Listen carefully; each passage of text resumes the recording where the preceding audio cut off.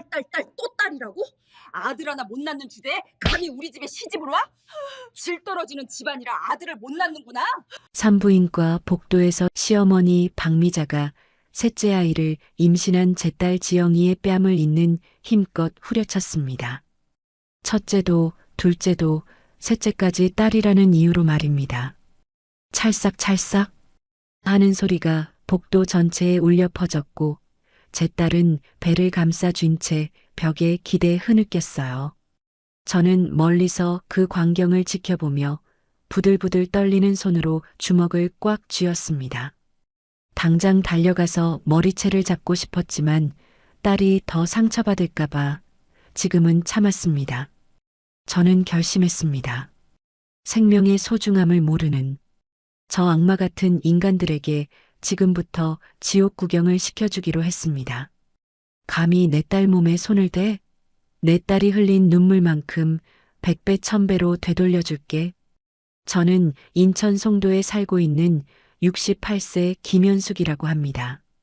지금부터 제가 실제로 겪은 딸 가진 부모로서 마음이 아프고 눈물 나는 얘기지만 악마 같은 인간들에게 처절하게 복수하고 응징했던 기가 막히고 통쾌한 저의 인생 이야기를 들려드리려고 합니다.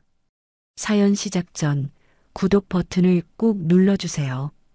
여러분의 오늘 하루가 조금 더 행복한 하루가 되실 거예요. 40년 전 제가 28살 때였어요. 남편과 저는 인천 소래포구 근처에서 작은 생선 가게를 시작했습니다. 새벽 3시면 어김없이 일어나 포구로 나가 생선을 떼어오고 하루 종일 서서 장사를 했죠.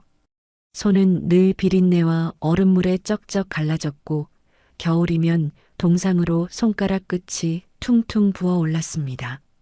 그렇게 악착같이 벌어서 외동딸 지영이를 키웠어요. 딸아이가 학교 갈 때 깨끗한 옷을 입히고 싶어서 밤늦게까지 빨래를 하고 다림질을 했던 기억이 지금도 생생합니다. 남편은 새벽부터 저녁까지 생선을 손질했고 저는 가게 앞에서 손님들을 맞았어요. 비 오는 날에도 눈 오는 날에도 단 하루도 쉬지 않고 일했습니다. 그렇게 20년을 악착같이 일하다 보니 자연스럽게 돈을 모으는 방법과 투자에 눈을 뜨게 됐어요. 1990년대 초반 송도 지역이 국제도시로 개발된다는 소문을 들었습니다. 당시만 해도 그곳은 그냥 갯벌이었고 아무도 관심을 두지 않던 황무지였어요. 하지만 저는 직감적으로 알았습니다. 이곳이 반드시 대단한 곳이 될 거라는 걸요. 그래서 생선 장사로 모은 돈을 조금씩, 아주 조금씩 그 땅에 투자하기 시작했습니다. 주변 사람들은 미쳤다고 했어요. 갯벌에 돈을 던진다고 생선 장사나 하지 쓸데없는 욕심 부린다고 비웃었죠. 하지만 저는 멈추지 않았습니다. 그리고 10년이 지나고 20년이 지나면서 송도 국제도시가 하나둘씩 모습을 드러내기 시작했어요. 제가 사모았던 그 땅들이 어느새 수백 배의 가치로 뛰어올랐습니다. 저는 그 돈으로 강남 테헤란로에 15층짜리 빌딩을 지었고 그게 바로 지금의 현숙타워예요. 임대 수익만으로도 한 달에 억 단위 돈이 들어오는 600억 원이 넘는 가치를 가진 건물이 됐습니다.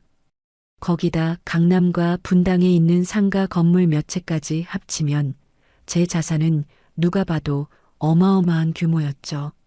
하지만 저는 그 사실을 아무에게도 말하지 않았습니다. 여전히 소래포구 시장 근처 낡은 빌라에서 살았고 가끔 시장에 나가 생선 손질을 도와주는 평범한 아줌마처럼 지냈어요. 왜 그렇게 살았냐고요? 돈 때문에 사람이 변하고 가족이 무너지는 걸 너무 많이 봤기 때문입니다. 장사를 하다 보면 그런 사람들을 수없이 만나게 돼요. 부모 재산 때문에 형제가 원수가 되고 상속 문제로 가족이 법정에서 싸우는 모습들을요. 특히 딸 지영이만큼은 그런 인간들한테 둘러싸여 상처받지 않길 바랐습니다. 그래서 딸에게조차 제 재산을 숨기고 그저 시장에서 생선 장사나 하는 평범한 엄마로 살아온 거예요. 지영이는 착하고 순한 아이였습니다. 대학교를 졸업하고 분당에 있는 중소기업에 다니다가 7년 전에 박성재라는 남자를 만나 결혼했어요. 성재는 겉으로 보기엔 번듯한 회사원이었지만 저는 처음 만났을 때부터 뭔가 석연치 않은 느낌을 받았습니다. 말투는 공손했지만 눈빛이 차가웠고 장모인 저를 대할 때도 어딘가 무시하는 기색이 역력했거든요. 하지만 지영이가 좋아했고 딸아이 행복이 최우선이었기에 저는 입을 다물었습니다. 5년 전 남편이 심장마비로 갑자기 세상을 떠난 뒤로는 외로움에 더욱 딸에게 매달리게 됐고요. 결혼 후 지영이는 성남 분당 정자동에 있는 아파트에서 시댁 식구들과 함께 살게 됐어요. 시어머니 박미자와 시누이 박미나가 같은 동네에 살면서 수시로 들락거렸죠. 처음엔 괜찮은 줄 알았습니다. 하지만 첫째 아이가 딸로 태어나면서부터 분위기가 싸늘하게 바뀌기 시작했어요. 박미자는 병원에도 오지 않았고 산후조리 한번 제대로 도와주지 않았습니다. 그리고 2년 뒤 둘째도 딸이 태어나자 시댁의 구박은 노골적으로 변했어요.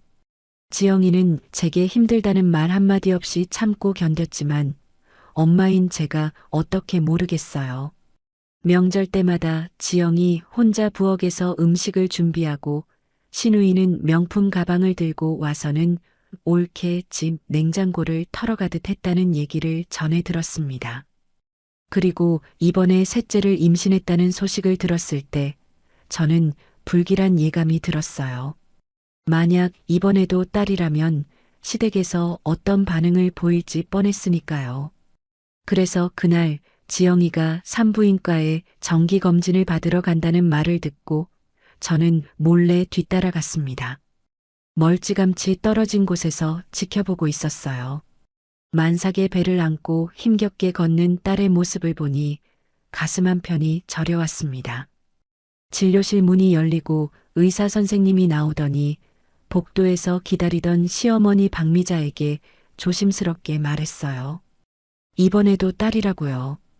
그 순간 제 심장이 철렁 내려앉았습니다. 박미자의 얼굴이 순식간에 일그러지는 게 보였거든요. 입술이 비틀리고 눈빛이 차갑게 변하는 모습이 마치 슬로우 모션처럼 제 눈에 들어왔습니다. 그리고 다음 순간 상상도 못할 일이 벌어졌습니다. 박미자가 임신한 딸 지영이의 뺨을 잇는 힘껏 후려쳤어요.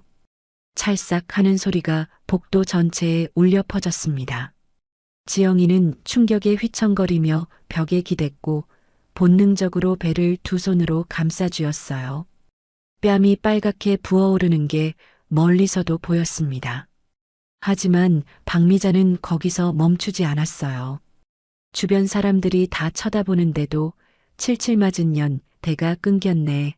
아들 하나 못 낳는 주제에 뭘 믿고 우리 집에 붙어 있냐며 입에 담기도 힘든 욕설을 퍼부었습니다. 아들을 못 낳는 여자는 우리 집에 필요 없다. 아들 낳을 때까지 시댁 문턱 밟지 말라며 독설을 내뱉었어요. 저는 그 자리에서 당장 달려가고 싶었습니다. 내 딸을 때린 그 손을 당장 꺾어버리고 싶었어요. 하지만 꾹 참았습니다. 주먹을 너무 세게 쥐어서 손톱이 손바닥에 파고들어 피가 날 정도였지만 이를 악물고 견뎠어요. 온몸이 부들부들 떨렸고 입술을 너무 세게 깨물어서 입안에 피 맛이 돌았습니다. 왜냐하면 지금 여기서 제가 나서봤자 일시적인 해결밖에 안 된다는 걸 알았기 때문이에요. 저는 더 크고 더 완벽한 그리고 더 처절한 복수를 계획하고 있었거든요. 박미자는 마지막으로 지영이를 위아래로 훑어보며 비웃듯 코웃음을 치고는 만삭인 며느리를 복도에 그대로 내버려둔 채 휙 돌아서서 가버렸습니다. 구두 굽소리가 복도에 쩍쩍 울리며 멀어졌어요. 지영이는 부은 뺨을 한 손으로 감싸고 다른 손으로는 배를 쓰다듬으며 조용히 흐느꼈습니다. 미안해, 미안해. 엄마가 아들을 못 낳아서 미안해 하며 뱃속 아기에게 속삭이는 그 모습을 보는 순간 제 가슴이 찢어지는 것만 같았습니다. 주변 사람들은 수군거리기만 했을 뿐 아무도 딸에게 다가가 위로하지 않았어요. 만삭인데 저렇게 맞아도 되나? 요즘 세상에도 저런 시어머니가 있나? 하며 쑥덕거릴 뿐이었죠. 저는 그때 깨달았습니다. 더 이상 참을 수 없다는 것을요. 멀어지는 박미자의 뒷모습을 노려보며 저는 차갑게 다짐했습니다. 내 딸이 흘린 눈물 한 방울, 맞은 뺨 한 대를 천배 만배로 갚아주겠다고요. 그날 복도에서 김현숙이라는 평범한 생선 장수 할머니는 사라지고 600억 빌딩을 소유한 냉혹한 복수자가 깨어났습니다. 그날부터 제 복수는 이미 시작된 거였어요. 시애미 박미자도 사위 성재도 그 집안 식구들 그 누구도 제가 어떤 사람인지 전혀 몰랐습니다. 그들은 곧 알게 될 거예요. 자신들이 누구를 건드렸는지 그리고 그 대가가 얼마나 처절한지를요. 지영이의 결혼식 날 저는 딸의 행복한 모습을 보며 안도했던 기억이 납니다. 하지만 그 안도감은 채 일주일도 가지 못했어요. 신혼여행에서 돌아온 지영이가 제게 전화를 걸어왔을 때 목소리가 어딘가 기운이 없었거든요. 엄마 괜찮아. 그냥 피곤해서 그래. 라고 말했지만 엄마인 제가 어떻게 모르겠어요. 그 목소리에 담긴 억지 웃음을요. 나중에 알게 된 사실이지만 신혼여행에서 돌아온 첫날부터 지영이의 시집살이는 시작됐습니다. 박미자가 새벽같이 전화를 걸어 아침상을 차리라고 했고 지영이는 여행 피로도 풀지 못한 채 일어나 부엌으로 갔어야 했어요. 그것도 시어머니가 원하는 메뉴대로 된장찌개에 생선구이에 나물 반찬까지 7가지를 차려야 했다고 합니다. 신혼부부의 첫 아침인데도 박미자는 며느리 혼자 부엌에서 허둥대게 만들었죠. 남편 성재는 어땠냐고요? 더 가관이었습니다. 지영이가 힘들게 차린 밥상을 보더니 국이 짜다며 상을 확 밀어버렸어요. 그릇들이 바닥에 와장창 깨지는 소리에 지영이는 그 자리에서 얼어붙었다고 합니다. 미안하다는 말도 괜찮냐는 말도 없이 성재는 그냥 현관문을 쾅 닫고 나가버렸어요. 지영이는 깨진 그릇을 치우며 혼자 눈물을 흘렸다고 하더군요. 결혼 전에 보여줬던 다정한 모습은 온데간데 없고 집에만 들어오면 왕처럼 군림하며 아내를 하녀 부리듯 했습니다. 생활비는 제대로 주지도 않았어요. 한 달에 50만 원을 던지듯 주고는 그걸로 알아서 다 해결하라고 했습니다. 식비, 공과금, 생필품까지 그 돈으로 감당하라니 말이 됩니까? 지영이는 마트에 갈 때마다 한 푼이라도 아끼려고 할인 상품만 골랐고 자기 옷 한 벌 사지 못했어요. 그런데 성재는 밤마다 친구들과 술을 마시고 유흥업소를 드나들며 돈을 물쓰듯 했습니다. 지영이가 조심스럽게 생활비가 부족하다고 말하면 시끄럽다며 소리를 지르고 문을 박차고 나가버렸어요. 그러다 성재는 코인 투자에 빠져들었습니다. 처음엔 용돈 벌이라며 시작했는데 점점 깊이 빠져들더니 회사 월급을 통째로 코인에 쏟아붓기 시작했어요. 심지어 대출까지 받아서 투자했죠. 당연히 다 날렸습니다. 빚만 수천만 원이 쌓였고 그 빚을 갚기 위해 또 사채를 쓰고 악순환이 반복됐어요. 지영이는 그 사실조차 제대로 알지 못했습니다. 남편이 통장을 다 관리했고 무슨 일이 있어도 알려주지 않았거든요. 그렇게 1년이 지나고 지영이가 첫째 아이를 임신했다는 소식을 들었을 때 저는 기뻤습니다.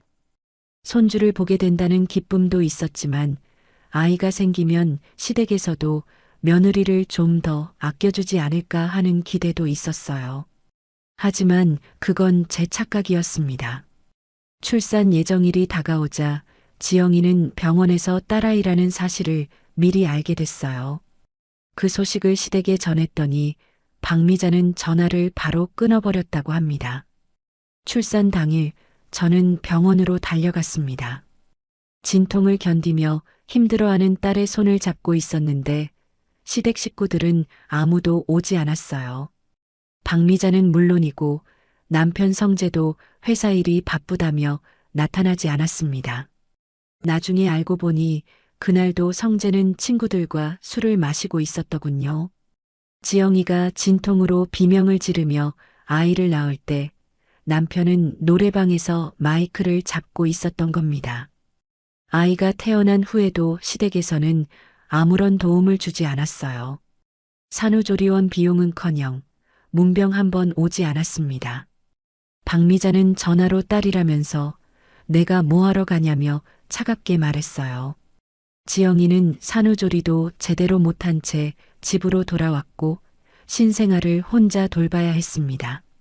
저라도 도와주려고 했지만 박미자가 친정어머니는 오지 말라며 막았어요. 며느리 교육은 시어머니가 하는 거라면서요. 그래서 지영이는 출산한 지 일주일도 안 돼서 찬물에 손을 담가야 했습니다. 박미자가 찾아와서는 빨래를 시켰거든요. 산후조리 중에는 찬물을 만지면 안 된다고 나중에 온몸이 쑤신다고 말해도 박미자는 내가 며느리 때는 출산하고 이틀 만에 밭일 나갔다며 핀잔만 줬어요. 지영이는 몸조리도 못한 채 아기 기저귀를 빨고 집안일을 해야 했습니다.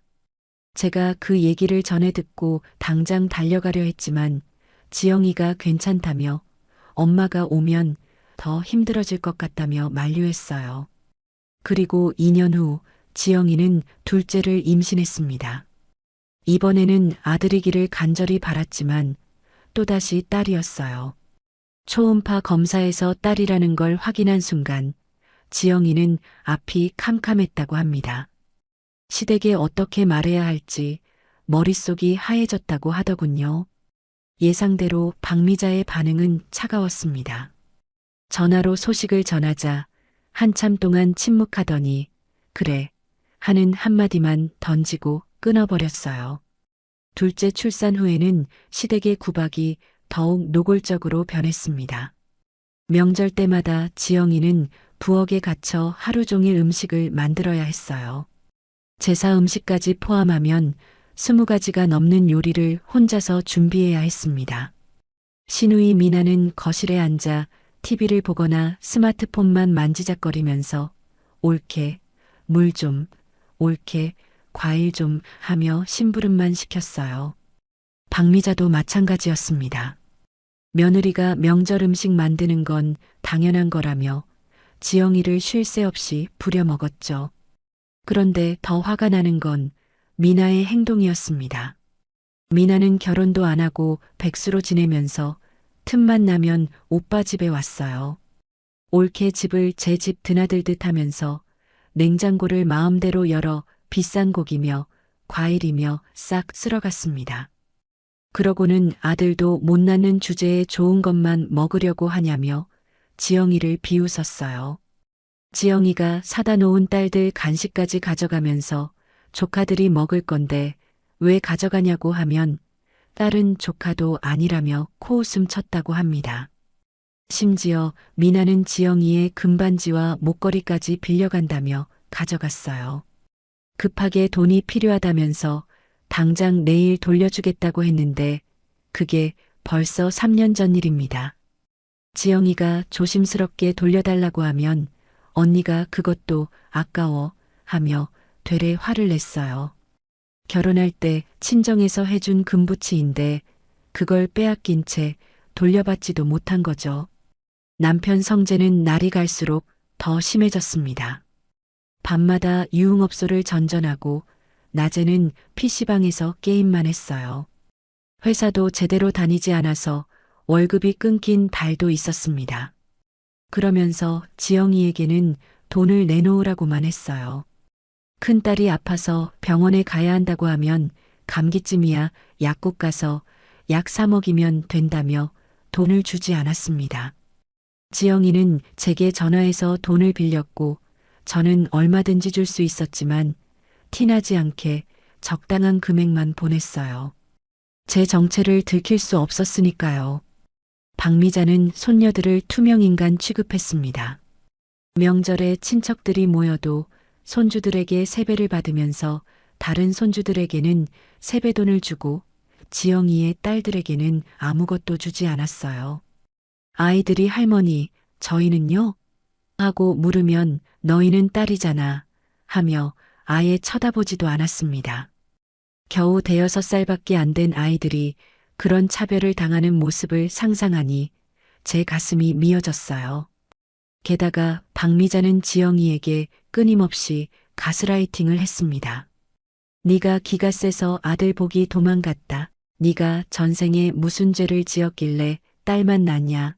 우리 집안은 대대로 아들이 귀했는데 네가 와서 대가 끊겼다며 지영이를 죄인 취급했어요.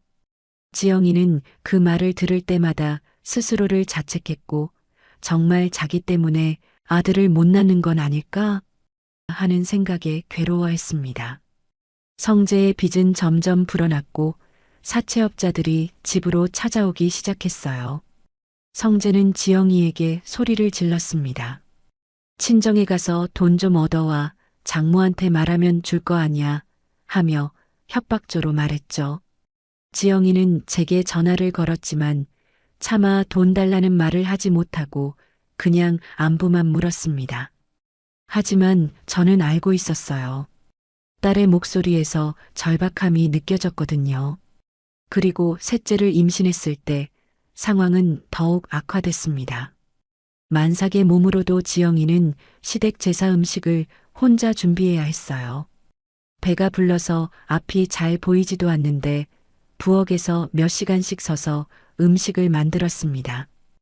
허리가 끊어질 듯 아팠지만 쉴 수도 없었어요. 박미자는 며느리가 제사 음식도 제대로 못 만들면 어쩌냐며 계속 재촉했거든요. 저는 그 모든 과정을 멀리서 지켜봤습니다. 딸이 전화로 괜찮다고 말할 때마다 제 심장은 조각조각 찢어지는 것 같았어요. 당장 달려가서 딸을 데려오고 싶었지만 참았습니다. 왜냐하면 저는 더 완벽한 계획을 세우고 있었으니까요. 시댁 식구들이 딸에게 한 짓들을 하나도 빠짐없이 기억하고 있었습니다. 그리고 그들이 받을 벌도 이미 머릿속에 그려놓은 상태였어요. 조금만 더 참으면 제가 모든 걸 끝낼 수 있을 테니까요. 그날 산부인과 복도에서 벌어진 그 끔찍한 사건이 일어나기 전까지는요. 산부인과에서 돌아온 그날 밤, 저는 소래포구 시장 근처 제 집으로 돌아왔습니다. 겉으로 보기엔 30년도 더 된 낡은 빌라였어요. 페인트는 군데군데 벗겨져 있었고 현관문은 녹이 슬어 삐걱거렸죠. 이웃들은 저를 생선 장사로 근근히 살아가는 평범한 할머니로만 알고 있었습니다. 실제로 저는 가끔 시장에 나가 생선을 손질하거나 좌판을 도와주는 모습을 보여왔으니까요. 하지만 제 방안은 달랐습니다. 낡은 옷장 뒤에 숨겨진 비밀 금고가 있었어요. 저는 옷장을 조심스럽게 밀어내고 벽에 설치된 디지털 금고 문을 열었습니다. 12자리 비밀번호를 누르자 무거운 철문이 스르르 열렸고 그 안에는 제 인생의 모든 것이 빼곡히 들어 있었어요. 강남 테헤란로에 위치한 현숙타워의 등기권리증이 가장 먼저 눈에 들어왔습니다. 지상 15층, 지하 3층 규모의 그 빌딩은 현재 시가로 600억 원에 달하는 가치를 지니고 있었어요. 한 달 임대 수익만 해도 3억 원이 넘게 들어왔죠.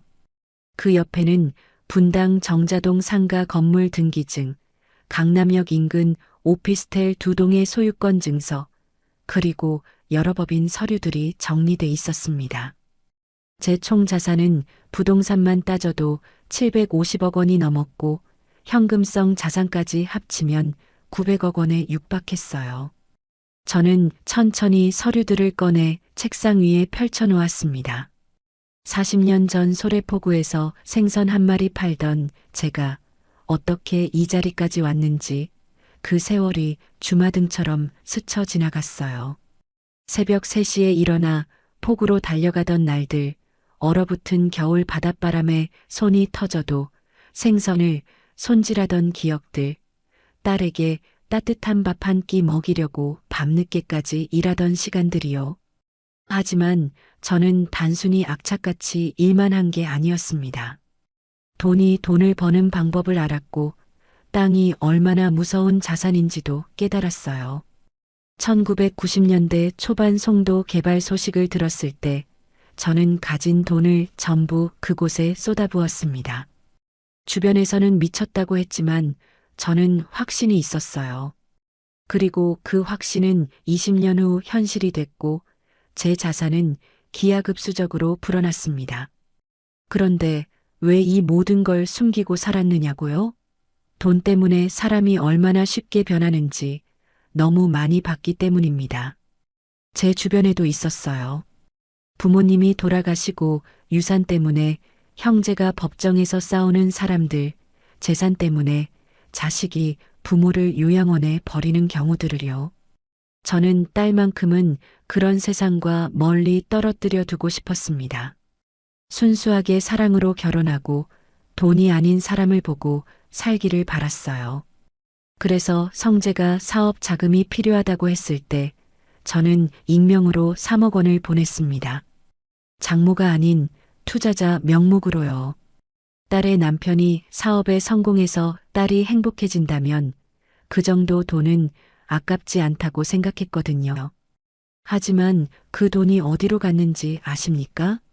코인 투자로 전부 날아갔어요.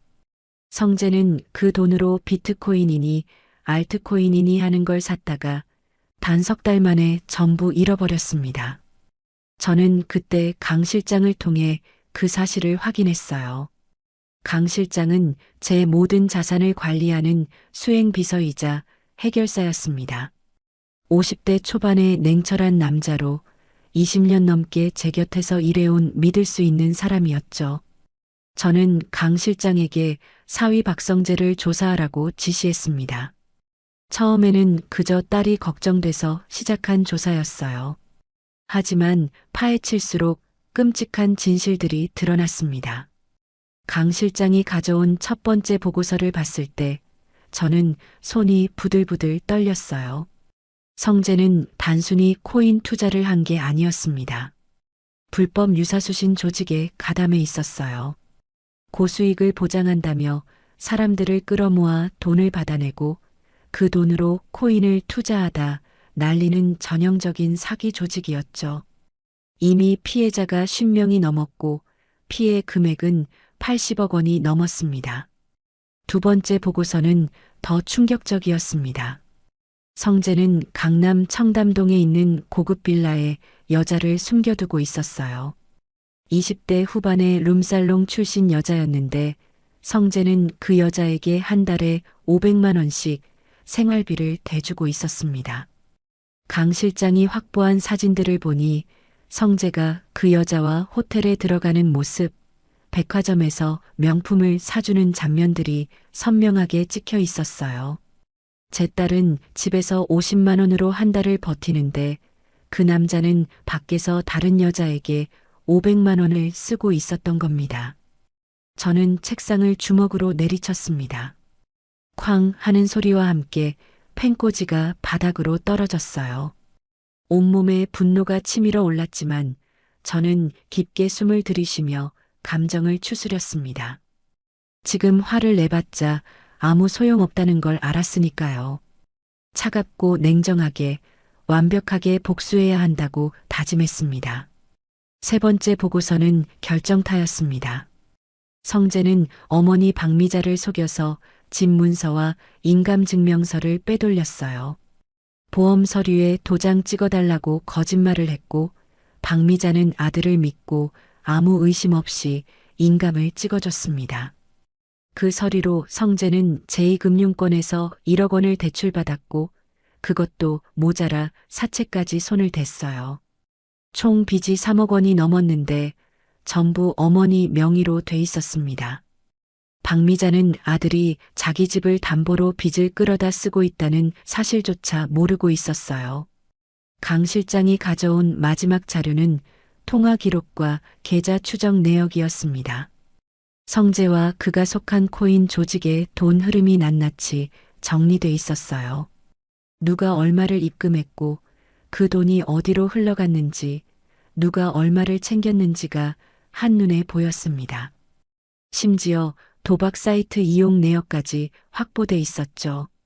성재는 코인으로 번 돈을 도박으로 탕진하고 없으면 또 사기를 쳐서 돈을 끌어모으는 악순환을 반복하고 있었습니다. 저는 그 서류들을 하나하나 넘기며 차갑게 웃었습니다. 이 정도면 감옥에 보내기에 충분했어요. 아니, 충분한 정도가 아니라 넘쳤습니다. 사기죄, 횡령죄, 도박죄까지 성재가 저지른 범죄는 손에 꼽을 수 없을 정도로 많았어요. 저는 강 실장에게 전화를 걸었습니다. 강 실장, 수고했어. 이 정도면 충분해. 강 실장의 차분한 목소리가 들려왔습니다. 회장님, 언제든 지시만 내리시면 움직이겠습니다. 수사팀과의 협조도 이미 준비돼 있습니다. 아직은 아니야. 타이밍이 중요해. 내가 신호를 보낼 때까지 기다려. 전화를 끊고 저는 창밖을 바라봤습니다. 소래포구의 밤바다가 어둠 속에서 출렁이고 있었어요. 저 바다처럼 제 복수도 조용히 그러나 거세게 밀려오고 있었습니다. 성재는 아직 자기가 어떤 위험에 처해 있는지 전혀 모르고 있을 거예요. 장모가 그저 시장에서 생선이나 파는 늙은 여자라고만 생각하겠죠. 하지만 곧 알게 될 겁니다. 자기가 누구를 건드렸는지, 그리고 그 대가가 얼마나 처절한지를요. 저는 40년 동안 밑바닥에서 올라온 사람입니다. 생선 한 마리로 시작해서 600억 빌딩을 가진 사람이에요. 그 과정에서 온갖 사람들을 만났고 세상이 얼마나 냉혹한지도 배웠죠. 저를 무시하고 딸을 학대하고 손주들을 차별한 대가를 이제 그들은 톡톡히 치르게 될 겁니다. 저는 책상 서랍에서 또 다른 서류 한 장을 꺼냈습니다. 이혼 소장 초안이었어요. 이미 변호사와 상의해서 준비해둔 것으로 남편의 외도, 가정폭력, 경제적 학대를 이유로 한 이혼 청구서였습니다. 위자료와 재산 분할, 양육권까지 전부 유리하게 작성돼 있었어요. 성재가 감옥에 가는 순간 이 서류를 바로 법원에 제출할 예정이었습니다. 그리고 또 하나 박미자와 미나에게 줄 선물도 준비돼 있었어요. 경매 통지서와 명도 절차 서류였습니다. 성재가 어머니 명의로 끌어다 쓴 빚들, 그 채권을 제가 전부 사들였거든요. 사채업자들이 돈을 받지 못해 박미자의 집을 넘보고 있을 때 저는 그 채권들을 조용히 인수했습니다. 그리고 적절한 타이밍에 경매를 신청할 계획이었어요. 그들이 딸을 괴롭힌 7년, 저는 단 하루도 잊지 않았습니다. 지영이가 눈물 흘린 밤들, 혼자 아이들을 키우며 힘들어한 날들, 시댁에서 무시당하고 차별받은 순간들을요. 그 모든 기억이 제 머릿속에 선명하게 새겨져 있었어요. 그리고 이제 그 빚을 받아낼 시간이 다가오고 있었습니다. 저는 서류들을 다시 금고 안에 넣고 문을 닫았습니다. 그리고 옷장을 제자리에 밀어놓았어요. 겉으로 보기엔 여전히 평범한 할머니의 방이었습니다. 하지만 그 안에는 한 가족을 무너뜨릴 수 있는 무서운 무기들이 숨겨져 있었죠. 창밖으로 새벽이 밝아오고 있었습니다. 곧 시장 사람들이 하나둘씩 일어나 장사 준비를 시작할 시간이었어요. 저도 평소처럼 시장에 나가 생선 좀 손질하고 이웃들과 수다나 떨다 올 생각이었습니다. 아무도 눈치채지 못하게 평범한 하루를 보내야 했으니까요. 하지만 제 머릿속은 이미 복수의 날을 그리고 있었습니다. 성재가 제 설계에 걸려들어 수갑이 채워지는 순간, 박미자가 자기 집에서 쫓겨나는 날, 그리고 제가 현숙타워 회장실에서 그들을 내려다보며 완벽한 승리를 만끽하는 그 순간을요. 그날이 머지 않았습니다. 딸이 흘린 눈물만큼, 아니 그보다 1000배는 더 처절하게 저는 그들에게 벌을 내릴 것입니다. 더 이상의 자비는 없습니다. 김현숙이라는 이름으로, 어머니라는 이름으로 저는 완벽한 복수를 완성할 것입니다. 산부인과 사건이 있고 나흘이 지난 밤이었습니다. 저는 소래포구 집에서 저녁 식사를 하고 있었는데 갑자기 휴대폰이 울렸어요. 지영이 번호였습니다. 평소 같으면 밤 9시에 전화할 리 없는 딸이었는데 심상치 않은 예감이 들어 서둘러 전화를 받았어요. 엄마, 엄마. 지영이의 목소리는 가까스로 나오는 신음 같았습니다. 숨소리가 거칠게 흔들리고 말 사이사이 고통스러운 신음이 섞여 있었어요. 제 심장이 순간 멎는 것 같았습니다. 지영아, 무슨 일이야? 어디 아파? 아기가, 배가 너무 아파요. 피가. 그 순간 전화가 툭 끊겼습니다. 저는 미친 듯이 다시 전화를 걸었지만 지영이는 받지 않았어요. 손이 부들부들 떨렸습니다. 저는 재킷을 집어들고 현관문을 박차고 나갔어요. 분당까지는 차로 1시간 정도 걸리는 거리였지만 그날 저는 30분 만에 도착했습니다. 빨간불도 과속 카메라도 아무것도 신경 쓰지 않았어요. 오직 딸 생각뿐이었습니다. 아파트 주차장에 차를 세우고 엘리베이터를 탔어요. 12층까지 올라가는 시간이 영겁처럼 느껴졌습니다. 초인종을 눌러도 아무 대답이 없었고 저는 비상연락처로 받아둔 비밀번호를 눌러 현관문을 열었습니다. 그리고 본 광경에 저는 그 자리에서 숨이 멎는 줄 알았어요. 거실 바닥에 지영이가 쓰러져 있었습니다. 만삭의 배를 안은 채 바닥에 웅크린 자세로요. 얼굴은 창백하게 질려 있었어요. 입술은 파랗게 변해 있었고 식은땀이 이마를 적시고 있었습니다. 두 아이는 방 안에서 겁에 질려 울고 있었고요. 지영아, 지영아. 저는 딸에게 달려가 몸을 흔들었습니다. 지영이는 가까스로 눈을 뜨며 제 손을 움켜쥐었어요. 그 손이 얼음장처럼 차가웠습니다. 엄마, 아기가. 말하지 마. 지금 119 부른다. 저는 떨리는 손으로 119에 전화를 걸었습니다. 주소를 말하고 임산부가 출혈로 쓰러졌다고 설명했어요. 구급대원이 10분 안에 도착한다고 했지만 그 10분이 10시간처럼 길게 느껴졌습니다. 저는 지영이의 손을 꽉 잡고 괜찮아. 엄마가 여기 있어. 하며 계속 말을 걸었어요. 지영이가 의식을 잃을까봐 무서웠거든요. 그런데 그 순간 제 머릿속에 한 가지 생각이 번쩍 스쳤습니다. 사위는 어디 있지? 저는 지영이 핸드폰을 집어들어 통화 기록을 확인했어요. 남편 성재에게 6번이나 전화를 걸었는데 한 번도 받지 않았더군요. 제 손이 부들부들 떨렸습니다. 아내가 죽을 지경인데 이 남자는 어디서 뭘 하고 있는 거죠? 구급차가 도착했고 구급대원들이 들것에 지영이를 옮겨 실었습니다. 저는 두 아이를 급하게 이웃집에 맡기고 구급차를 따라 병원으로 갔어요. 응급실로 옮겨진 지영이는 곧바로 처치를 받았고 의사는 조기 진통이 왔다며 빨리 제왕절개를 해야 한다고 했습니다. 수술실 앞에서 기다리는 동안 저는 성재에게 전화를 걸었어요. 1번, 2번, 3번, 5번째 만에 겨우 전화가 연결됐습니다. 여보세요? 성재의 목소리는 짜증 섞인 톤이었어요. 뒤에서 여자 목소리와 웃음소리가 들렸습니다. 제 온몸에 분노가 치밀어 올랐지만 저는 꾹 참고 차분하게 말했습니다. 성재 씨, 저 장모예요. 지영이가 지금 수술실에 들어갔어요. 빨리 병원으로 오세요. 무슨 수술이요? 뭔 일인데요? 조기 진통이 와서 제왕절개 수술 중이에요. 빨리 오세요. 아, 알았어요. 전화는 그렇게 끊겼습니다.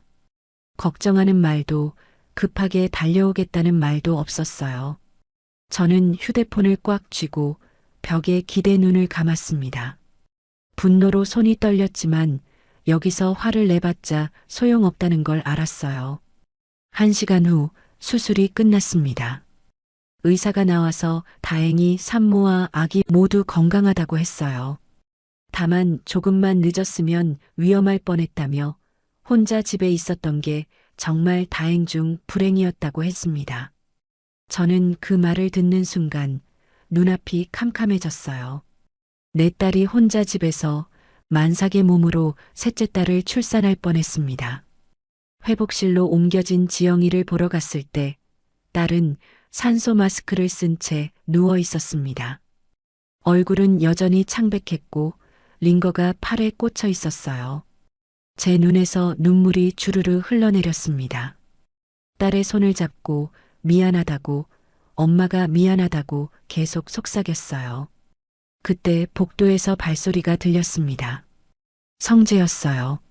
술 냄새를 풍기며 비틀거리는 걸음으로 들어오더니 침대에 누운 지영이를 흘끗 보고는 한숨을 쉬었습니다.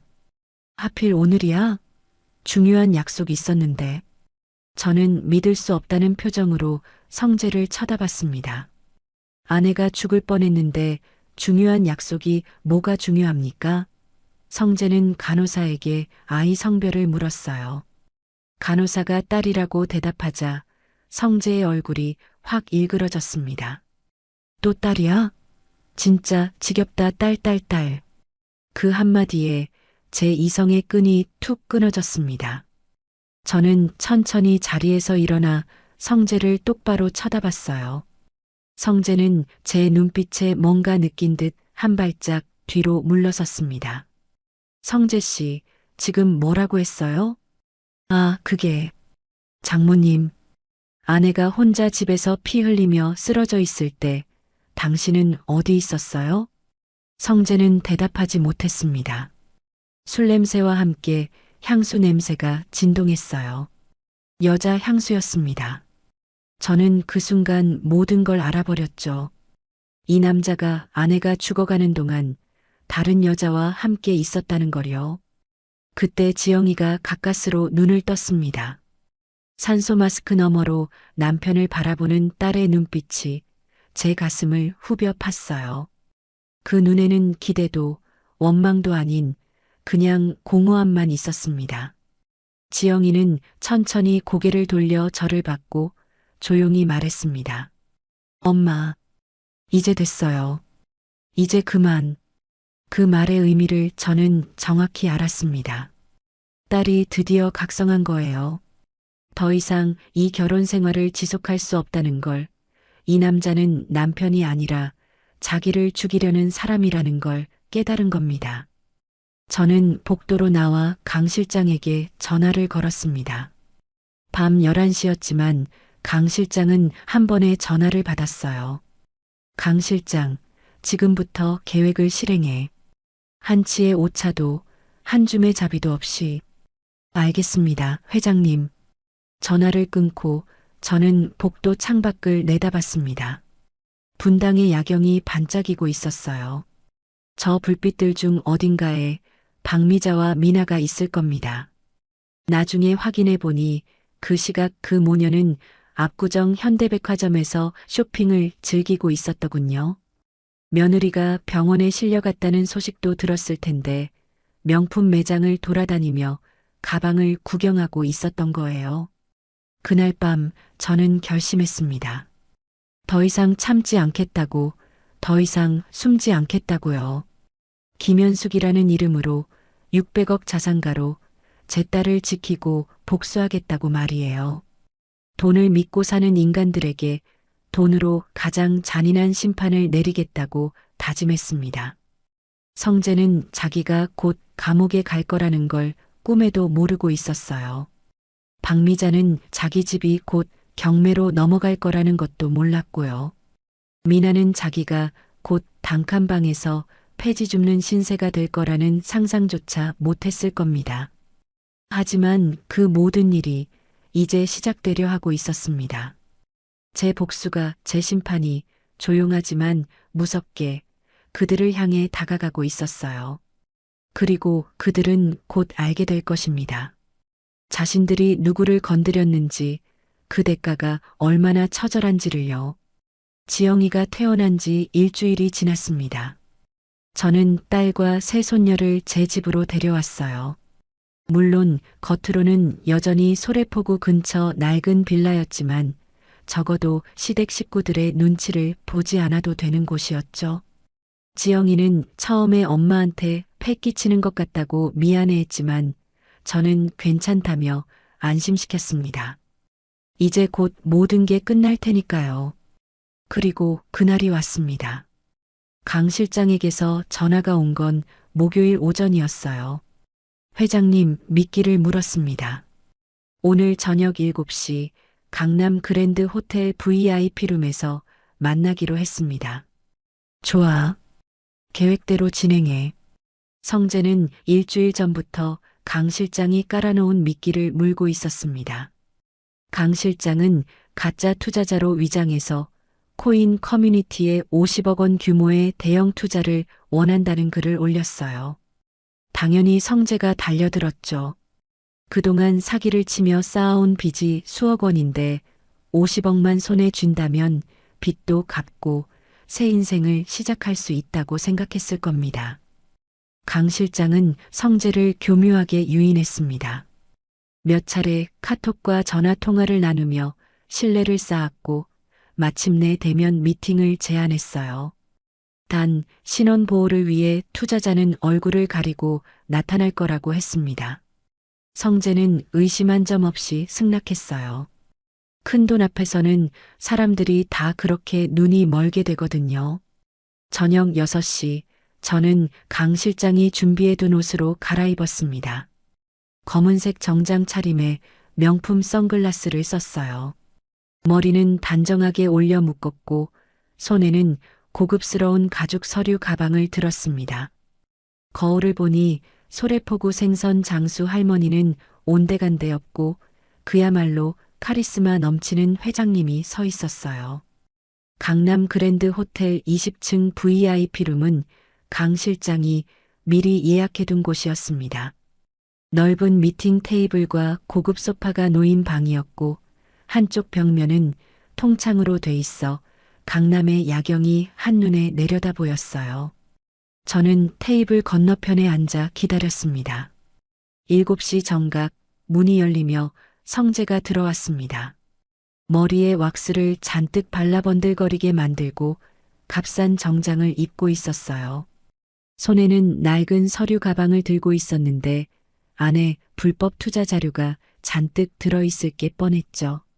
성재는 선글라스를 쓴 저를 보고 잠시 긴장한 듯 했지만 곧 작은 미소를 지으며 인사했습니다. 안녕하십니까? 박성재입니다. 뵙게 돼서 영광입니다. 저는 대답 대신 손짓으로 앉으라는 신호만 보냈어요. 성재는 조심스럽게 자리에 앉았습니다. 강 실장이 차를 따라주자 성재는 감사하다며 공손하게 받았어요.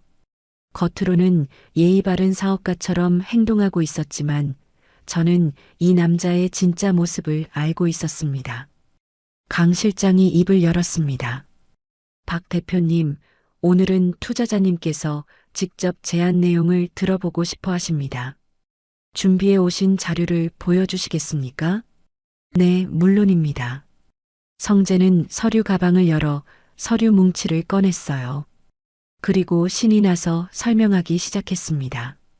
코인 투자의 수익성이 얼마나 높은지, 자기들 조직이 얼마나 전문적인지, 지금까지 투자자들에게 월 15%의 수익을 보장했다는 등의 거짓말을 늘어놓았죠. 저는 조용히 서류를 넘겨보며 듣고만 있었습니다. 서류 곳곳에 투자자 명단, 입금 내역, 그리고 조직 구성원들의 역할 분담표까지 상세하게 정리돼 있었어요.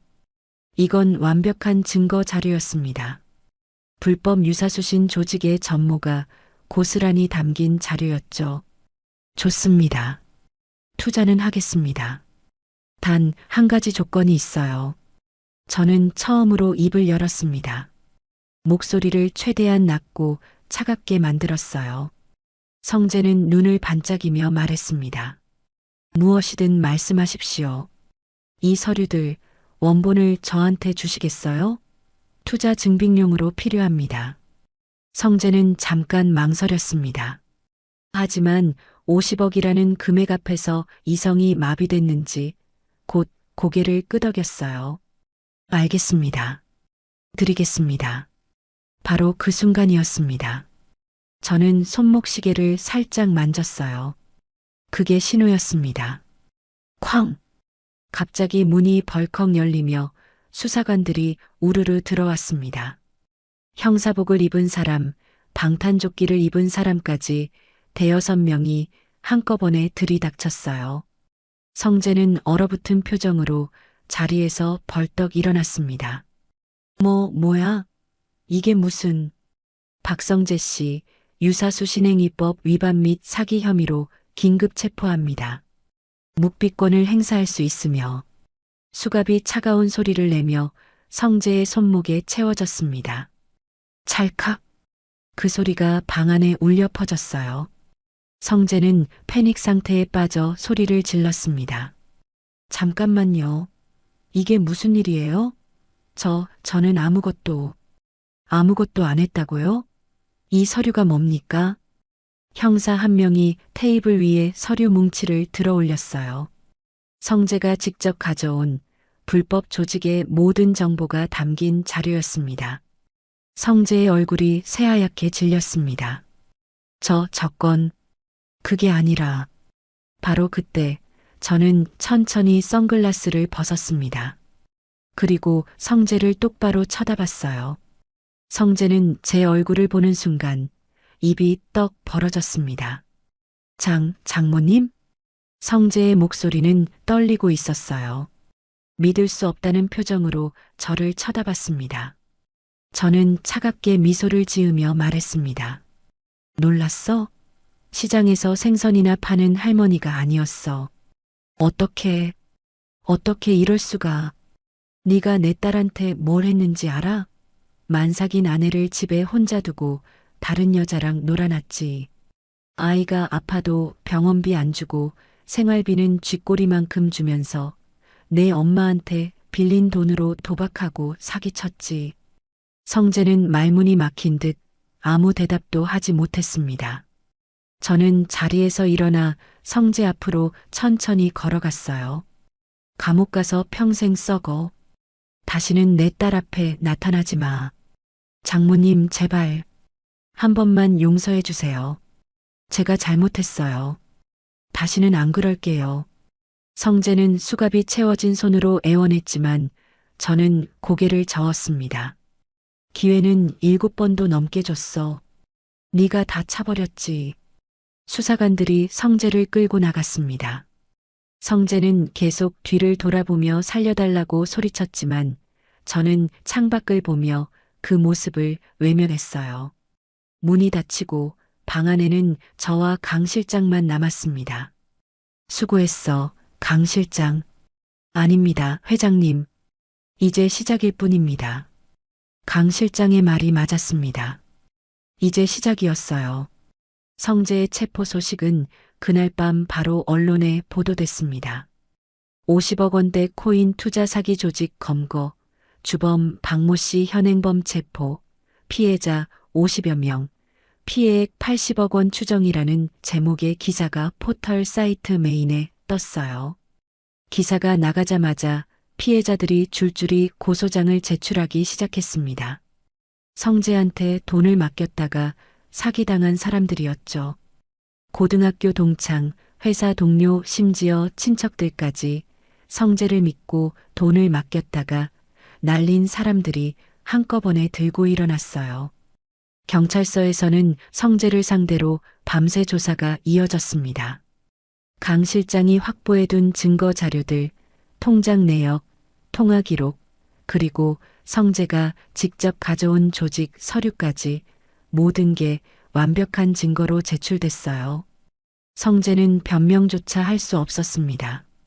이틀 후 검찰은 성재를 구속 기소했습니다. 유사수신행위법 위반, 사기, 횡령, 도박죄까지 죄목만 10가지가 넘었어요. 변호사는 집행유예를 받기 어려울 거라고 했고 최소 징역 5년은 각오해야 한다고 했습니다. 성재의 얼굴은 신문 일면에 실렸습니다. 모자이크 처리도 안 된 채 수갑을 찬 모습이 그대로 공개됐어요. SNS에서는 성재를 아는 사람들이 글을 올리기 시작했습니다. 저 인간한테 속았다. 돈 떼었다. 사기꾼이다. 하는 글들이 쏟아져 나왔죠. 성재는 사회적으로 완전히 매장됐습니다. 저는 그 모든 과정을 지켜보며 조용히 미소를 지었습니다. 첫 번째 복수가 완벽하게 성공한 거예요. 하지만 아직 끝이 아니었습니다. 박미자와 미나가 남아 있었으니까요. 강 실장에게 전화를 걸었습니다. 강 실장, 다음 단계로 넘어가. 박미자와 미나 차례야. 알겠습니다, 회장님. 내일부터 채권 회수 절차를 시작하겠습니다. 전화를 끊고 저는 소래포구 집 창밖을 내다봤습니다. 밤바다가 조용히 출렁이고 있었어요. 저 바다처럼 제 복수도 조용하지만 거세게 밀려가고 있었습니다. 성재는 이제 감옥에 갔지만 그의 어머니와 누이는 아직 자기들에게 무슨 일이 닥칠지 모르고 있었죠. 하지만 곧 알게 될 겁니다. 며칠 안에 그들의 집 문 앞에 빨간 딱지가 붙을 테니까요. 그리고 그들이 그토록 무시하고 멸시했던 사돈 김현숙이 사실은 600억 빌딩 주인이었다는 걸 알게 되는 순간 그들의 세상은 완전히 무너질 것입니다. 시댁의 지옥문이 이제 막 열리기 시작했습니다. 성재가 구속된 지 사흘째 되는 날 강 실장에게서 전화가 왔습니다. 회장님, 시작됐습니다. 지금 박미자 집 앞에 사채업자 3팀이 몰려 있습니다. 좋아. 현장 상황을 계속 보고해. 저는 소파에 앉아 차를 마시며 강 실장의 보고를 들었어요. 성남시 분당 오리역 근처에 있는 박미자의 아파트는 30평대 중소형으로 시세가 대략 15억 원 정도 되는 곳이었습니다. 박미자는 그 집을 담보로 1억 원을 제2금융권에서 대출받았고 추가로 사채 2억 원을 썼어요. 물론 본인이 직접 쓴 게 아니라 아들 성재가 어머니 명의를 도용해서 빌린 돈이었죠. 그런데 성재가 감옥에 가면서 모든 게 터져버렸습니다. 원래 성재는 사기로 번 돈으로 이자를 갚아왔는데 이제 그 돈줄이 끊긴 거예요. 사채업자들은 이자가 밀리자마자 바로 채무자를 찾아 나섰고 채무자 명의가 박미자로 돼 있으니 당연히 박미자의 집으로 몰려온 겁니다. 강 실장의 보고가 계속 이어졌습니다. 사채업자들이 초인종을 미친 듯이 누르고 있고 박미자는 집 안에서 문을 걸어 잠그고 나오지 않고 있다고 했어요. 하지만 그게 무슨 소용이 있겠어요. 법적 절차는 이미 시작됐으니까요. 저는 창밖을 보며 조용히 말했습니다. 강 실장, 채권 매입건은 어떻게 됐어? 이미 완료했습니다. 사채 채권 2억 원과 제2금융권 대출 채권 1억 원, 총 3억 원어치를 전부 저희 법인 명의로 인수했습니다. 그럼 이제 우리가 채권자네. 네, 회장님. 법적으로 박미자에게 채무 변제를 요구할 수 있는 권한이 저희에게 있습니다. 경매 신청은 언제 해? 내일 아침 바로 법원에 신청하겠습니다. 전화를 끊고 저는 깊게 숨을 들이쉬었습니다. 박미자는 아직도 상황을 제대로 파악하지 못하고 있을 거예요. 아들이 자기 명의로 빚을 냈다는 것도 그 빚이 이미 다른 사람 손에 넘어갔다는 것도 모를 겁니다. 하지만 곧 알게 되겠죠. 다음 날 아침 법원에 경매 신청이 접수됐습니다. 그리고 일주일 후 박미자의 집에 법원 집행관이 찾아왔어요. 강 실장이 보낸 사진을 보니 박미자는 현관문을 열어주지 않으려 했지만 집행관은 법적 권한으로 문을 열고 들어갔습니다. 집행관은 집안을 둘러보며 압류 가능한 물건들을 확인했어요. TV, 냉장고, 세탁기, 에어컨 같은 가전제품에 하나씩 빨간 딱지를 붙였습니다. 박미자는 울부짖으며 이게 무슨 일이냐고 소리를 질렀지만 집행관은 담담하게 채무불이행으로 인한 강제집행 절차라고 설명했어요. 며칠 후 경매 통지서가 등기 우편으로 도착했습니다. 박미자의 아파트가 법원 경매로 넘어간다는 공식 통지였어요. 감정가는 13억 원으로 책정됐고 최저 입찰가는 10억 원이었습니다. 첫 경매 날짜는 한 달 후로 잡혔죠. 박미자는 그제야 사태의 심각성을 깨달았습니다. 아들 성재에게 면회를 갔지만 성재는 유리창 너머에서 고개만 숙이고 있었어요. 어머니, 미안해요. 제가 어머니 명의로 돈을 빌렸어요. 하는 고백을 듣는 순간 박미자는 그 자리에 기절할 뻔했다고 합니다. 집으로 돌아온 박미자는 사방팔방으로 전화를 걸었어요. 친척들, 교회 사람들, 아는 사람들한테 돈을 빌려달라고 애원했습니다. 하지만 아무도 도와주지 않았어요. 성재의 사기 사건이 뉴스에 나간 뒤로 박 씨 집안은 동네에서 완전히 낙인 찍힌 상태였거든요.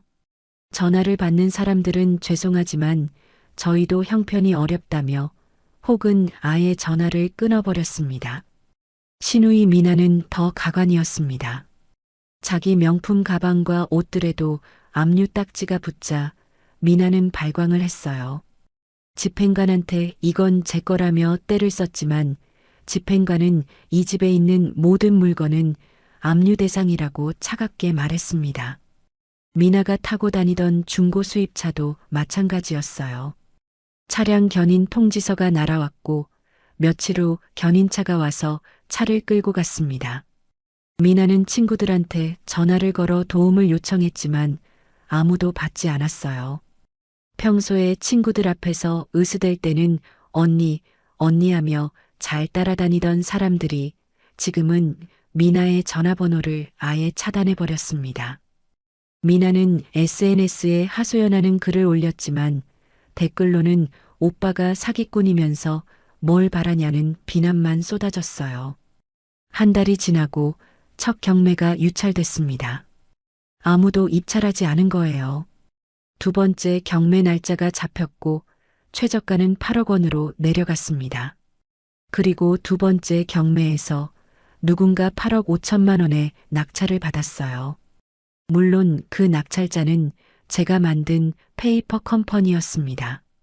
강 실장이 법인 명의로 입찰해서 집을 사들인 거죠. 낙찰 통지를 받은 박미자는 그날 밤 잠을 한숨도 자지 못했다고 합니다.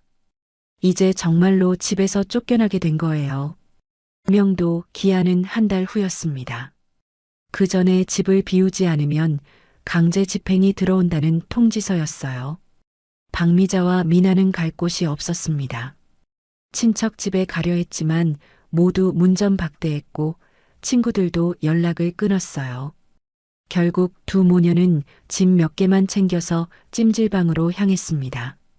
30평대 아파트에서 살던 사람들이 이제는 찜질방 바닥에서 잠을 자야 하는 신세가 된 거예요.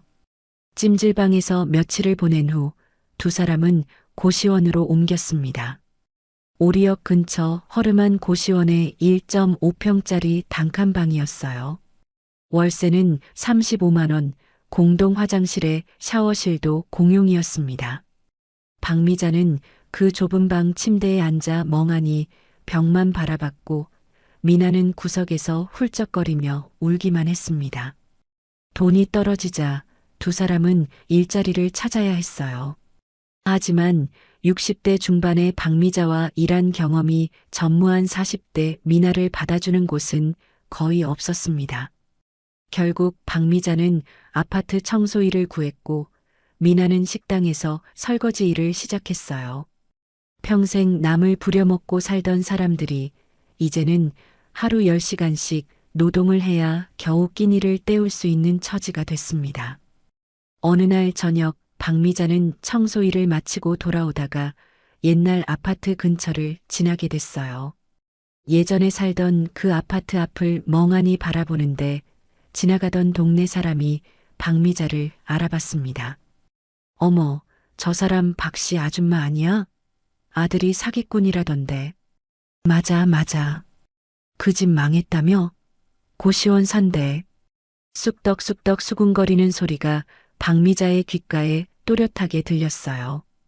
박미자는 고개를 푹 숙이고 황급히 그 자리를 벗어났습니다. 얼굴을 들 수가 없었어요. 평생 남들 앞에서 으스대고 살았던 사람이 이제는 동네에서 손가락질 당하는 신세가 된 겁니다. 미나는 더 비참했습니다. 식당 일을 하다가 손님 중 한 명이 자기를 알아봤어요. 평소에 미나가 SNS에 명품 자랑하며 잘난 척하던 모습을 본 사람이었죠. 어머, 박미나 아니야? 여기서 설거지해? 명품 가방은 다 어디 갔어? 미나는 얼굴이 빨개져서 아무 대답도 못하고 주방으로 도망쳤습니다. 그날 저녁 퇴근 후 미나는 고시원 방에서 혼자 소리내어 울었어요. 이 모든 게 꿈이었으면 좋겠다고 눈만 뜨면 예전 생활로 돌아갈 수 있을 거라고 믿고 싶었지만 현실은 잔인했습니다.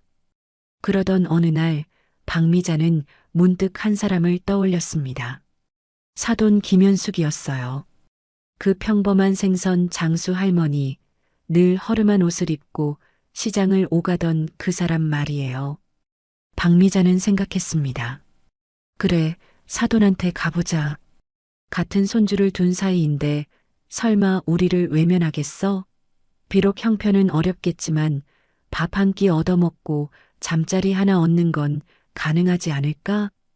박미자는 미나에게 말했습니다. 미나야, 우리 사돈 댁에 가보자. 김현숙 말이야. 엄마, 그 사람한테요? 그 할머니도 우리랑 별반 다를 것 없잖아요. 그래도 지금 우리한테 남은 사람이 그 사람밖에 없잖아. 손주들 핑계로라도 도움을 좀 받아보자. 두 모녀는 비 오는 밤 소래폭으로 향했습니다. 버스를 몇 번이나 갈아타고 2시간 넘게 걸려 도착한 곳은 낡은 빌라촌이었어요. 김현숙이 산다는 주소를 찾아갔지만 집은 비어 있었습니다. 불도 꺼져 있고 초인종을 눌러도 아무 대답이 없었어요. 현관문 옆 우편함에 메모 한 장이 꽂혀 있었습니다. 박미자는 그 메모를 꺼내 읽었어요. 살고 싶으면 강남역 인근 현숙타워 로비로 와. 박미자는 메모를 보며 고개를 갸우뚱했습니다. 현숙타워? 그게 뭐지? 미나가 옆에서 말했어요. 엄마, 그거 강남역 앞에 있는 유명한 빌딩 아니에요? 거기서 일하나 봐요. 아, 그래. 청소 같은 거 하나? 그런가 봐요. 두 모녀는 서로 얼굴을 마주보며 작게 웃었습니다. 김현숙이 그 빌딩에서 청소나 자비를 하는 줄로만 착각한 거예요. 비참한 처지지만 그래도 사돈이 자기들보다는 나은 줄 알고 일말의 우월감마저 느꼈습니다. 좋아, 내일 아침에 강남으로 가자. 사돈한테 사정 좀 하면 뭐라도 도와주겠지. 비는 점점 더 세차게 내렸습니다. 두 모녀는 젖은 옷을 여미며 버스 정류장으로 향했어요. 자기들이 내일 무엇을 마주하게 될지 전혀 모른 채 말이죠. 박미자는 아직도 몰랐습니다. 자기가 찾아갈 그 빌딩의 주인이 바로 사돈 김현숙이라는 사실을요. 그리고 그 빌딩에서 자기 인생 최악의 굴욕을 당하게 될 거라는 것도 말입니다. 다음 날 아침 저는 현숙타워 회장실에 앉아 있었습니다. 15층 최상층에 위치한 제 집무실은 한쪽 벽면이 통유리로 돼 있어서 강남 한복판이 한눈에 내려다 보였어요. 책상 위에는 강 실장이 준비해둔 서류들이 가지런히 놓여 있었습니다. 지영이의 이혼 소장, 성재의 구속 확정 통지서, 그리고 박미자와 미나에 대한 접근 금지 가처분 신청서까지요. 저는 검은색 샤넬 정장을 입고 있었습니다. 머리는 단정하게 올려 묶었고 목에는 진주 목걸이를 걸었어요. 손목에는 까르띠에 시계가 반짝이고 있었죠. 거울을 보니 소래포구 생선 장수 할머니는 온데간데 없고 그야말로 카리스마 넘치는 대기업 회장이 서 있었습니다. 오전 10시 강 실장이 인터폰으로 보고했습니다. 회장님, 로비에 박미자와 박미나가 도착했습니다. 좋아. 계획대로 진행해. 저는 회장 의자에 앉아 다리를 꼬고 기다렸어요. 손가락으로 책상을 톡톡 두드리며 곧 펼쳐질 장면을 상상했습니다. 40년을 참고 7년을 지켜보며 준비한 이 순간이 드디어 온 거예요. 로비에서는 박미자와 미나가 안내 데스크 직원에게 소리를 지르고 있었습니다. 강 실장이 설치해둔 CCTV로 그 장면이 실시간으로 제 컴퓨터 화면에 떴어요. 저기요. 여기 청소하는 김현숙이라는 사람 어디 있어요?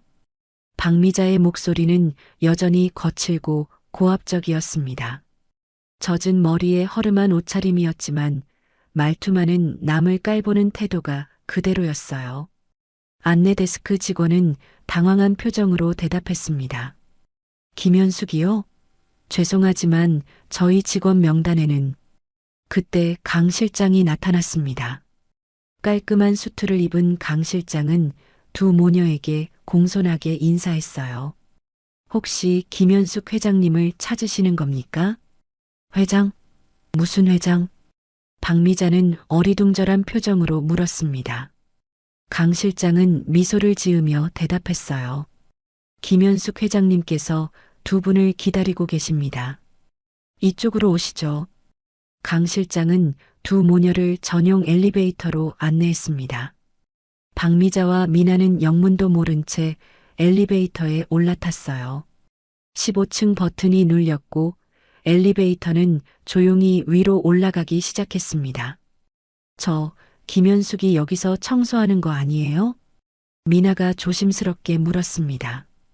강 실장은 대답 대신 미소만 지었어요. 엘리베이터가 15층에 도착하고 문이 열렸습니다. 앞에는 넓은 복도가 펼쳐져 있었고 끝에는 회장실이라고 적힌 검은색 문이 보였어요. 강 실장이 문을 열었습니다. 그리고 두 모녀를 안으로 안내했어요. 박미자와 미나가 방 안으로 들어서는 순간 저는 천천히 의자를 돌렸습니다. 어서 오세요, 사돈. 제 목소리가 조용히 방 안에 울려 퍼졌습니다.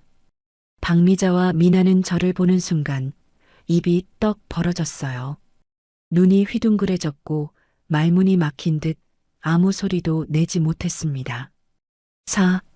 사돈? 박미자가 떨리는 목소리로 말했습니다. 저는 자리에서 천천히 일어났어요. 15cm 굽의 하이힐을 신고 있어서 키가 더 커 보였습니다. 저는 두 모녀 앞으로 걸어갔어요. 구두 굽이 대리석 바닥을 딛는 소리가 똑똑 울렸습니다. 놀랐어요? 시장에서 생선이나 파는 할머니가 아니어서 이게 무슨... 저는 선글라스를 벗어 책상 위에 던졌습니다. 그리고 창밖을 가리키며 말했어요. 저 보이는 빌딩들 다 얼마짜리인지 알아요? 여기 현숙타워는 600억이에요. 그리고 이 빌딩 내 거예요. 거짓말.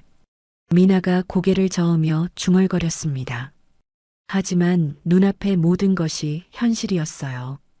호화로운 회장실, 고급 가구들, 그리고 정장을 말끔하게 차려입은 저의 모습까지요. 거짓말이 아니에요. 40년 전부터 나는 땅을 사모았고 빌딩을 지었어요. 송도 개발로 수백억을 벌었고 강남에 부동산을 샀죠. 지금 내 총 자산이 900억이 넘어요. 박미자는 비틀거리며 뒤로 물러섰습니다. 벽에 기대며 가까스로 중심을 잡았어요. 얼굴이 새하얗게 질려 있었습니다. 그럼 우리 집이 경매로 넘어간 것도 그래요. 내가 샀어요. 아들이 어머니 명의로 빌린 빚, 그 채권을 내가 샀고 경매 신청도 내가 했어요.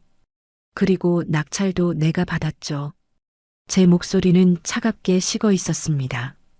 박미자는 무릎이 꺾이며 바닥에 주저앉았어요.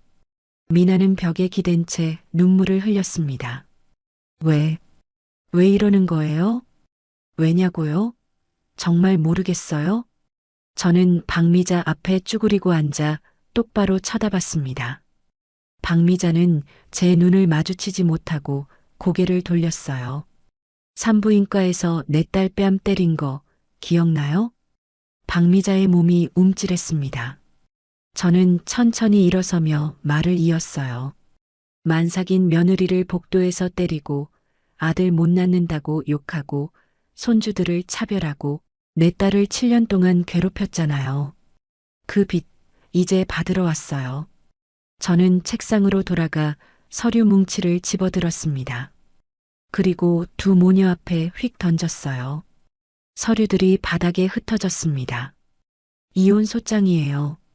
지영이는 성재와 이혼해요. 위자료 5억, 재산 분할 3억, 양육비 매달 300만 원씩 받아낼 거예요.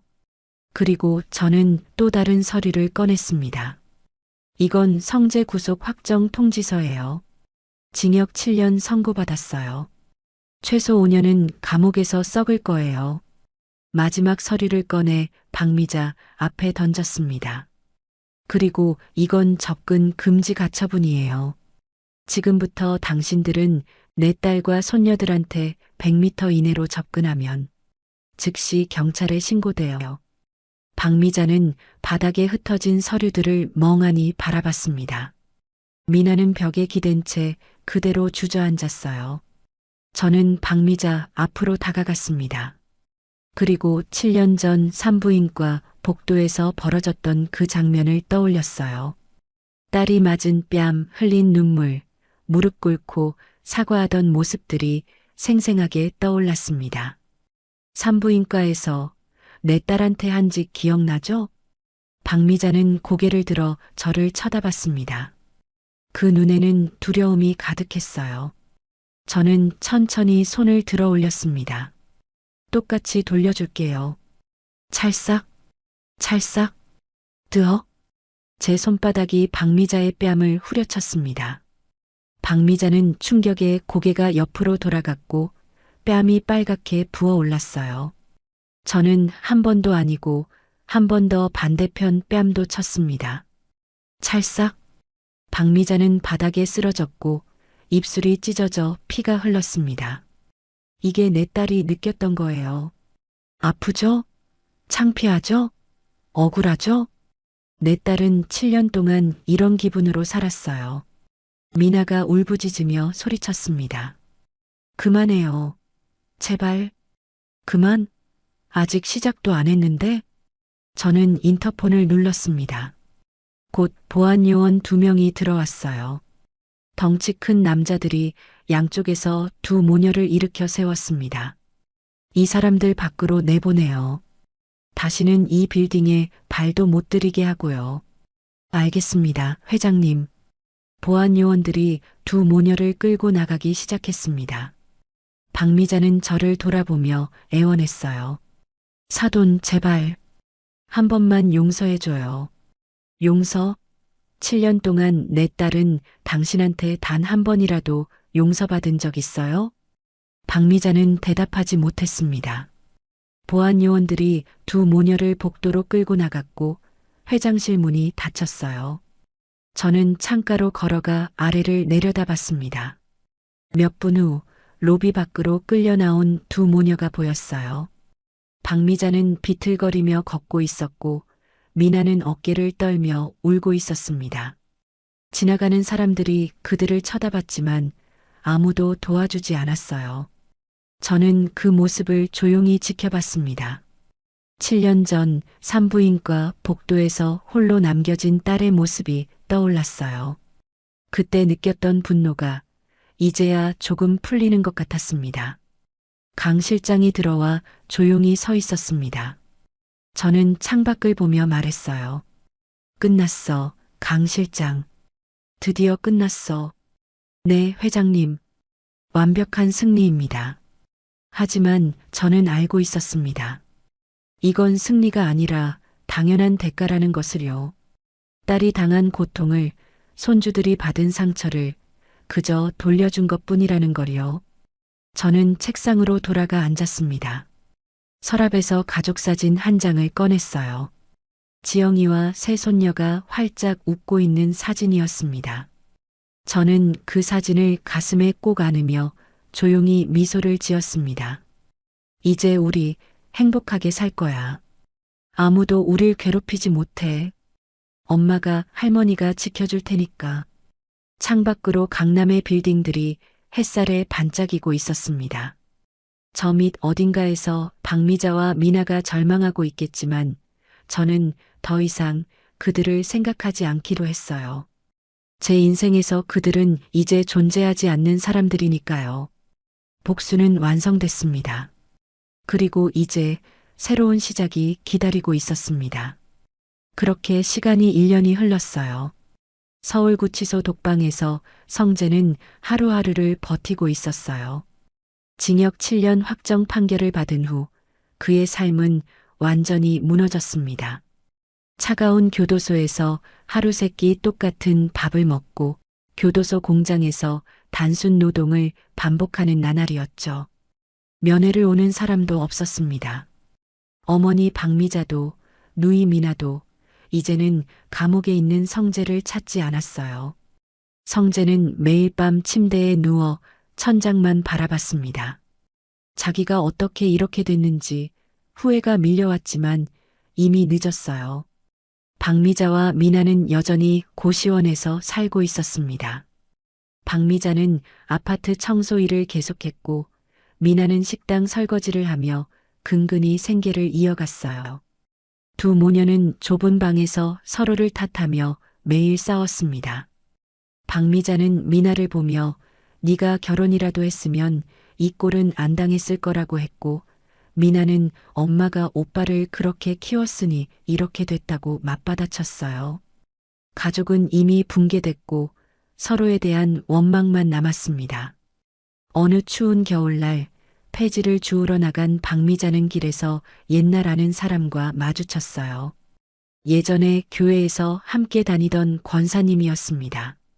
박미자는 고개를 숙였지만 그 권사님은 박미자를 못 본 척하고 지나쳤어요.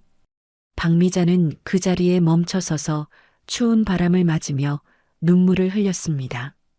이게 자기 인생이라는 게 믿기지 않았어요.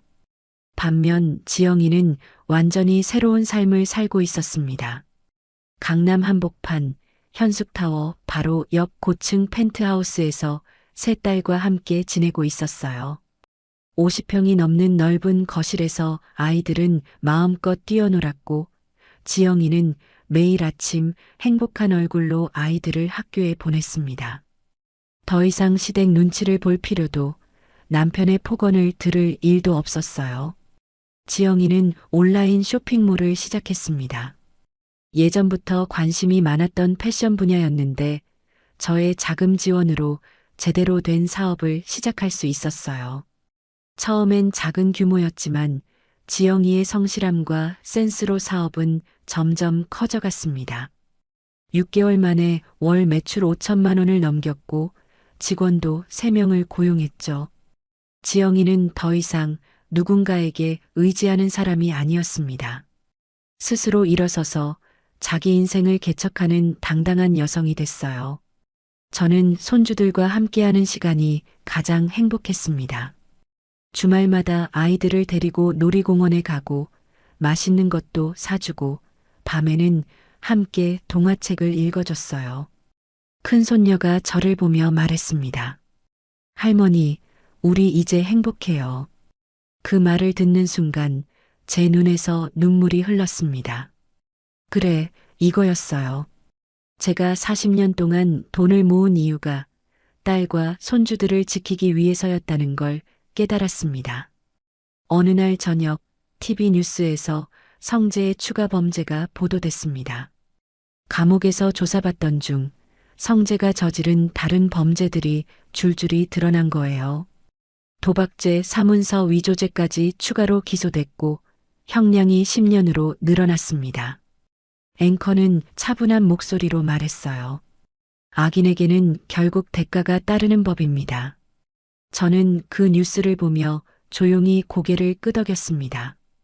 그날 밤 저는 지영이와 새손녀와 함께 식탁에 둘러앉았어요. 따뜻한 된장찌개가 보글보글 끓고 있었고 갓 지은 밥에서 김이 모락모락 올라왔습니다. 손주들은 깔깔거리며 웃고 있었고 지영이는 밝은 표정으로 반찬을 덜어주고 있었어요. 엄마, 이제 정말 행복해요. 엄마가 아니었으면 전 아마. 지영이의 목소리가 잠시 떨렸습니다. 저는 딸의 손을 꼭 잡아주며 말했어요. 다 지나간 일이야. 이제 우리 앞만 보고 살자. 네, 엄마. 저는 식탁을 둘러보며 생각했습니다. 여자가 아들을 못 낳는 게 죄가 아니에요. 사람을 무시하고 약자를 괴롭히고 가족을 학대하는 그 못된 심보가 죄인 거죠.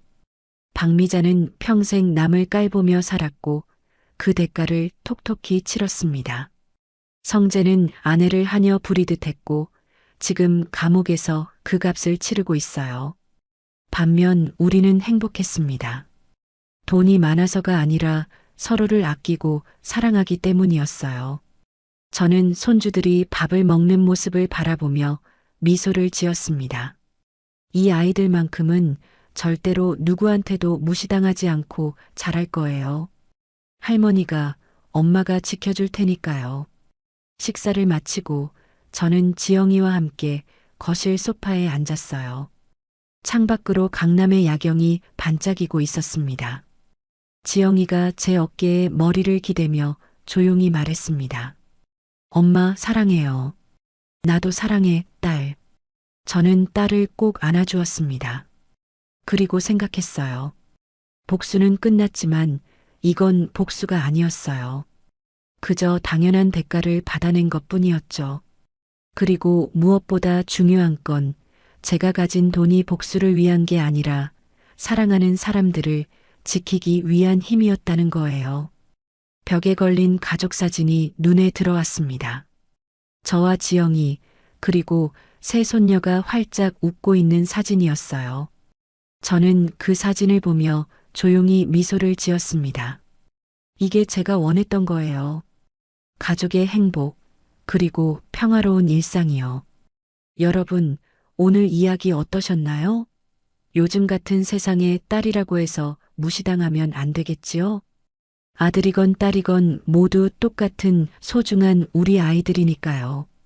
우리 새손녀 딸들이 얼마나 이쁜지 모르겠어요.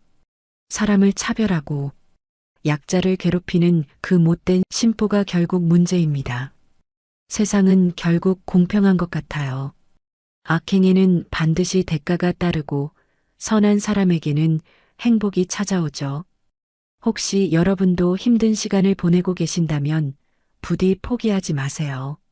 언젠가는 여러분의 정의로운 날이 반드시 올 겁니다. 오늘의 이야기가 여러분의 마음에 작은 위로가 되었다면 구독과 좋아요를 눌러주세요. 그리고 지금 어디에서 듣고 계신지 댓글로 알려주시면 그곳으로 행운의 기운을 가득 담아 보내드리겠습니다. 늘 건강하시기를 기원드리며 오늘도 따뜻하고 행복한 하루 보내시기 바랍니다. 감사합니다.